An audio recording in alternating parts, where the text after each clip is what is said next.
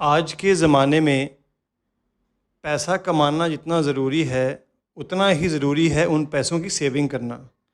आपकी इनकम चाहे लाखों ही में क्यों ना हो, लेकिन अगर आप सेविंग नहीं करेंगे, तो एक दिन आपको कंगाल होने से कोई नहीं रोक सकता। हम सभी को एक ना एक दिन अचानक एक इमरजेंसी का सामना करना पड़ सकता है। अब वो इमरजेंसी शारीरिक तौर पर भी हो सकती है या फाइनेंशियल तौर पर भी। लेकिन अगर आपके पास पैसे नहीं होंगे तो सोचिए आप उस इमरजेंसी का निवारण कैसे करेंगे। अब मान लीजिए आपके परिवार में कोई बीमार पड़ जाता है और डॉक्टर उसके इलाजों के लिए लाखों रुपए का बिल आपके हाथ में थमा देता है, तो आप कहाँ से लाएंगे वो पैसे। आजकल हॉस्पिटल के खर्चे आसमान छू रहे हैं। क्या करेंगे आप। बहुत अमीरों के साथ ऐसा हो चुका है, और यदि आप एक मिडिल क्लास से हैं तब तो आप सोच सकते हैं कि आपका क्या हाल होगा। और यदि आपकी सैलरी 10 से 20 हज़ार है तो आपकी सेविंग करना तो और भी मुश्किल हो जाता है।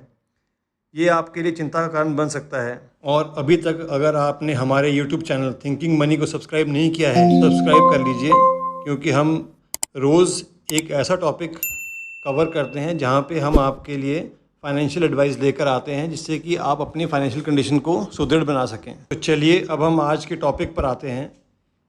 आज का टॉपिक है कम सैलरी में भी अधिक सेविंग कैसे करें। Save money on travelling. आज के इस दैनिक जीवन में हमें कहीं भी आना या जाना पड़ सकता है।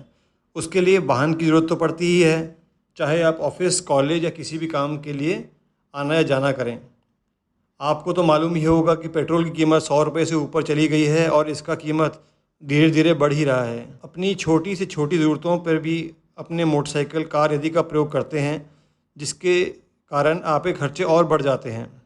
साथ ही में प्रदूषण भी बढ़ता है। कम से कम अपने वाहन का प्रयोग करें, और कोई छोटा मोटा काम हो जो नज़दीक हो तो पैदल ही चले जाएं, और कहीं दूर जाना हो तो पब्लिक ट्रांसपोर्ट का इस्तेमाल करें।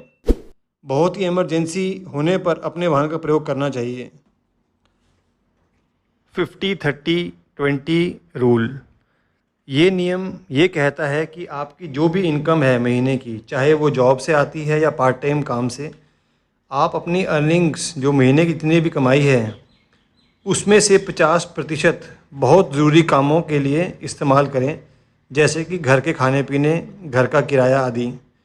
30% इनकम आप अपने घर के कम ज़रूरत वाले कामों पर खर्च करें, जैसे एंटरटेनमेंट, या आपको कोई महंगी चीज़ खरीदनी चाहते हो, मोटरसाइकिल, कार, मोबाइल फ़ोन इत्यादि। और 20% आपको अपनी सेविंग करनी चाहिए। आप जो भी कमाते हों, 10,000, 20,000, 30,000, 20% अगर आप सेविंग नहीं कर रहे हैं तो ये आने वाले लंबे समय में आपके लिए सिरदर्दी का कारण बन जाएगा। फाइनेंशियल फ्रीडम तभी आप ले पाएंगे अगर आप 20% मिनिमम सेविंग कर रहे हैं महीने की अपनी इनकम से। मंथली बजट बनाएं। सभी लोगों को महीने का बजट बनाना चाहिए, जिससे ये पता चले कि इनकम और एक्सपेंस कितने हैं। ज़्यादातर लोग इसे गंभीरता से नहीं लेते, लेकिन इससे आप बहुत सारा पैसा बचा सकते हैं। इसका सीधा सा तरीका है कि आप अपने खर्चों का हिसाब रखना शुरू कर दीजिए, फिर महीने के अंत में उसमें से फालतू खर्चे हटा दीजिए और उसके आधार पर अगले महीने का बजट बना दीजिए। आप एक्सेल शीट या अपने फ़ोन में प्ले स्टोर से कोई भी ऐप डाउनलोड कर सकते हैं और महीनों में होने वाली खर्चे की एक सूची बना सकते हैं। इस सूची में शॉपिंग, गिफ्टिंग और पार्टिंग इत्यादि जैसे खर्चों को भी शामिल कीजिए। जिन लोगों को सही में बचत करनी है वो हमेशा अपने वेतन से कुछ पैसा निकाल लें और बचे हुए राशि से घर का बजट बनाएं। सभी तरह के खर्च इस बजट में लिखने चाहिए, जिससे कि कम ज़रूरी खर्च को रोका जा सके। Invest your money. अपने पैसे को इन्वेस्ट करें। ज़्यादातर लोगों का पैसा या तो सेविंग अकाउंट में पड़ा रहता है या फिर एफडी या एलआईसी में निवेश हुआ रहता है।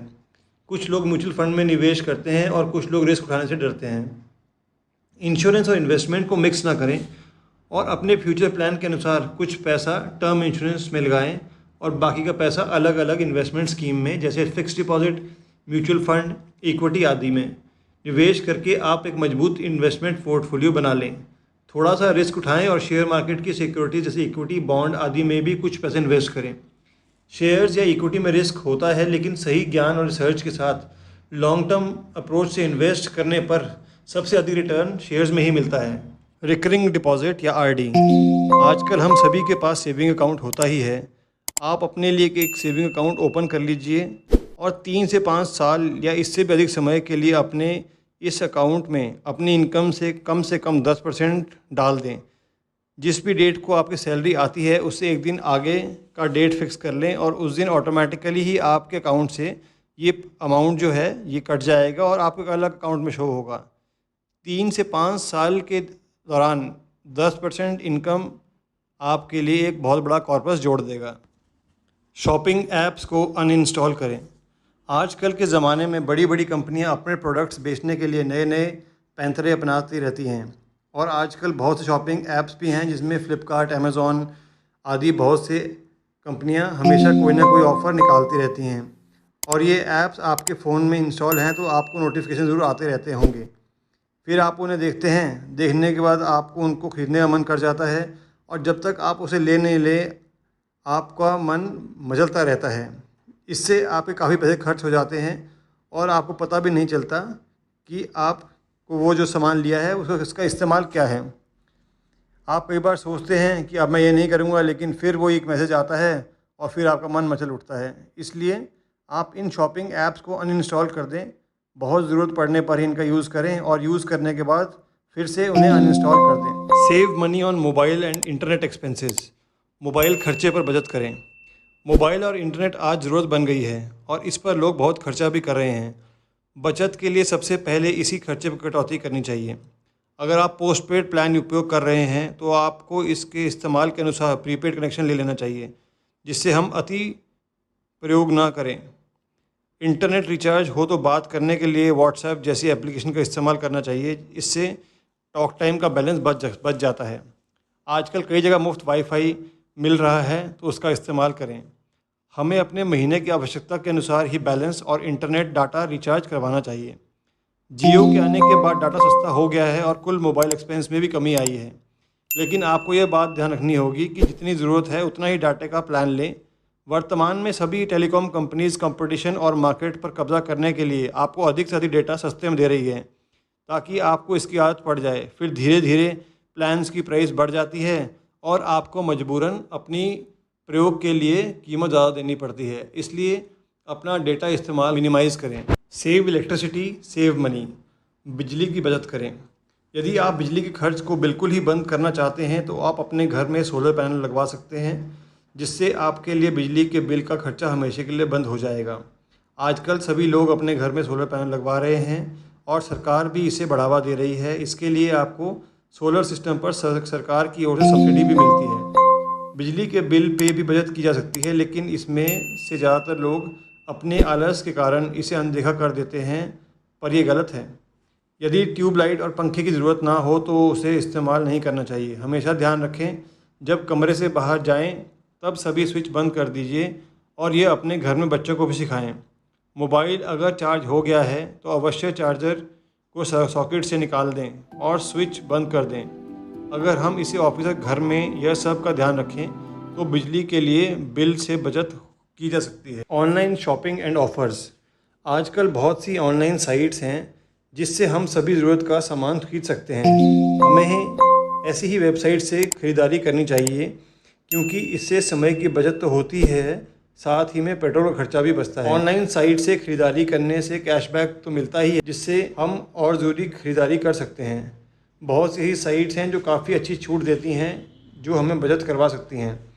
ऑनलाइन शॉपिंग से पहले सभी वेबसाइट पर प्राइस को कंपेयर कर लें और इससे संबंधित कूपन और डिस्काउंट ऑफ़र भी सर्च कर लें। कुछ लोग यह भी ट्रिक लगाते हैं कि ख़रीदने से कुछ दिन पहले उस आइटम को शॉपिंग कार्ट में ऐड करके रख देते हैं।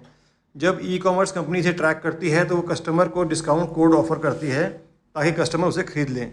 इस तरह आप कुछ जगहों पर इस ट्रिक से डिस्काउंट पा सकते हैं, लेकिन ये हर समय नहीं काम करती। लेकिन बाय टू गेट वन जैसी ऑफ़र से बचें क्योंकि ज़्यादातर परिस्थितियों में ये आपके लिए सही साबित नहीं होती।